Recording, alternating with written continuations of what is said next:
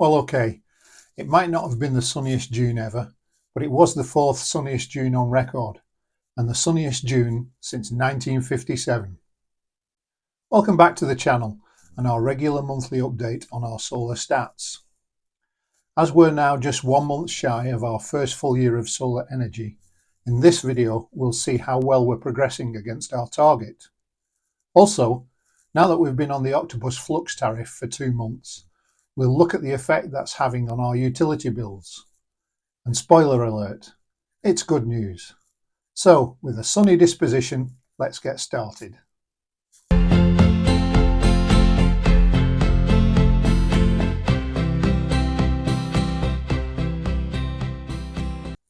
Having had our best month ever so far in May, it was probably a bit much to expect the same again in June.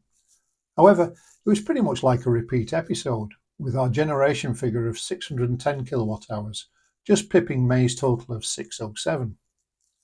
Our best and worst days were broadly similar to last month, with the best day being around half a kilowatt hour better than May's figure.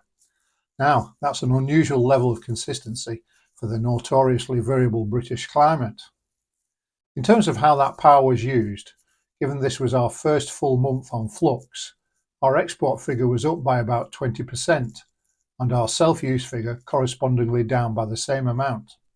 All in all though, another great month. When you look at the daily figures, it's pretty clear that generation tailed off noticeably from around halfway through the month, with the first half generating 60% of the overall total, reducing to 40% for the latter half. I don't have a clear recollection of what happened on the 27th, but it must have been a pretty miserable summer's day to only generate 5 kilowatt hours. If you're a regular visitor to the channel, you'll know I like to compare our actual output to that which is projected by the PV Gist tool, link at the top of the screen. Taking June's projected figure of 483 kilowatt hours and comparing that to our actual total of 610 kilowatt hours, we again see that we were significantly higher than projected. In fact, across both May and June, actual output has been on average around 25% higher than projected. Whilst this is obviously great from the point of view of our solar generation, it does raise the question as to whether this is just a run of a couple of good months, or whether there's something more significant going on. According to the Met Office, sunshine durations in our region were anywhere between 130 to 170% higher than the 1991 to 2020 average, which clearly contributed to the various sunniest June records. Whilst we weren't at the upper end of that range, I'm not going to complain with our 26% above average output. On a more serious note, and I'm not trying to get all evangelical about this, you can make up your own minds, it's perhaps unsurprising that the Met Office are suggesting that we're seeing the fingerprint of climate change in June's weather. Whilst the highlighted statements were said in the context of record high temperatures, I'd have thought that increased sunshine durations are likely to go hand in hand. So why am I making a point of this? Well, evidence of increasing amounts of sunshine, in addition to making us solar owners happy, should also strengthen the case for more people to invest in solar energy. And who knows, push government to actually develop some serious policy in this area. Along a slightly lighter vein, I'd wondered what else happened in 1957, apart from the last most sunniest June.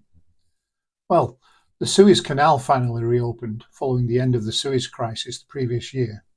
And of course, we shouldn't forget the launch of Sputnik 1, the first artificial satellite to orbit the Earth, and whose offspring provide us with all those weather forecasts. But the one event that jumped out to me was old Harold Macmillan telling us all we'd never had it so good. Mind you, the chap on the right doesn't look too convinced to me. Nothing changes. Anyway, getting back to our solar update, rather than just add to the table I've shown in previous updates, which was getting increasingly difficult to read, I thought a chart might be better. This shows our overall solar performance to date. The blue columns are the running total in kilowatt hours as projected by the PV Gist tool, whilst the orange columns are the actual running total that we've generated. As of June, we've reached 3,140 kilowatt hours, and if we have a half decent July, although to be honest it's not been a great start, we should reach around 3,600 kilowatt hours, which is around 9% higher than projected. It's worth just saying that figure again, over 3.5 megawatt hours. Not too shabby from 12 panels on an east-west orientation in the northwest of England, at least in my opinion.